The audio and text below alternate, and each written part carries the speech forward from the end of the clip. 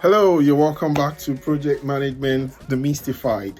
Right, so we're still on the interview series, and this is episode 13 of the interview series. And in this episode, we'll be attempting to answer the question. Tell me about a time you solved a difficult problem. So it could be tell me about a time you solved a difficult problem or a complex problem, or you helped to resolve an issue. So the question can come in a number of different ways. So in this kind of question, just as I've said in previous episodes, you'll be coming from what was the situation.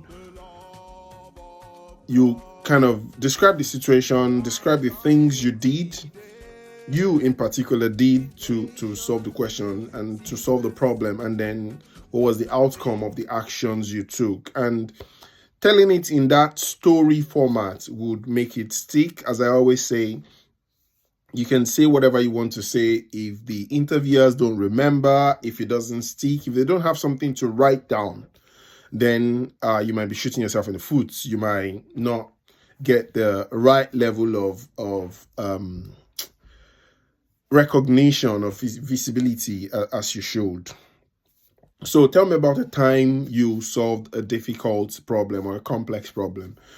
So if I'm asked this question, Michael, tell me about a time you solved a difficult question or a difficult problem. I'll describe the situation. So let's take a situation, for instance, maybe one of our systems was not working as it should. So let's use the hypothetical project situation where we built improved the waiting period of the NHS. So let's say that system we built is not working. First, you describe how you became aware that the system was not working. So sometimes it is your responsibility to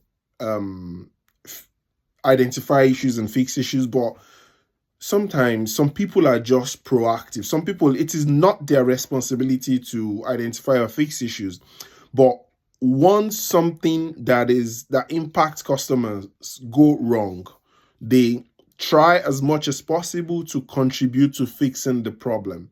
So it might not be their responsibility, but once it comes across their desk or they see it in an email, they start reaching out to the right people that can resolve the problem. A project manager cannot resolve an IT problem. A business analyst might not be able to resolve an IT problem. A CEO might not be able to resolve most of the problems, but they can start bringing people together, the right people that will resolve the problem together.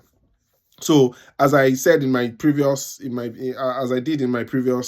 interview series, so I can do one where I'm relating to one customer or a set of clients, or one client, and they had an issue. I am solving the issue. But to expand it, to bring it a little bit to a different level, is to not be the one to solve the problem, but be the one to bring people together, bring the right people together to first understand the problem. So what was the actual problem? Because a lot of the times there's a problem, but we don't even make effort to understand the problem, the root cause of the problem. We just jump into solution mode.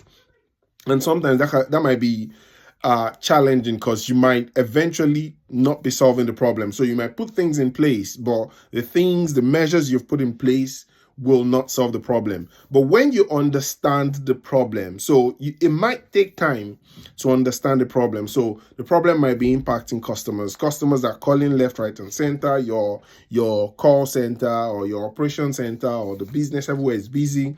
But that's where people with resilience come in. That's where focused mindset people come in. So they're focused on what the problem is, because they know that when they identify the problem, then getting the solution to the problem might just be a piece of cake. So spend a lot of time understanding the problem and calling out some of the things you did to understand the problem, and then how you challenged the stakeholders you have brought together to come up with a solution. So did you consider a number of options for the solutions? Did you consider the pros and cons? Because there are some of the solutions might have impact on some other business areas.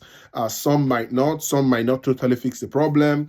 Some might create some other problem in some other business areas. So calling out all these would make the interviewer see you as someone that has, we can call it systems thinking. So end-to-end systems thinking about the whole solution and not just focused on one particular point that might impact all the other parts of the business.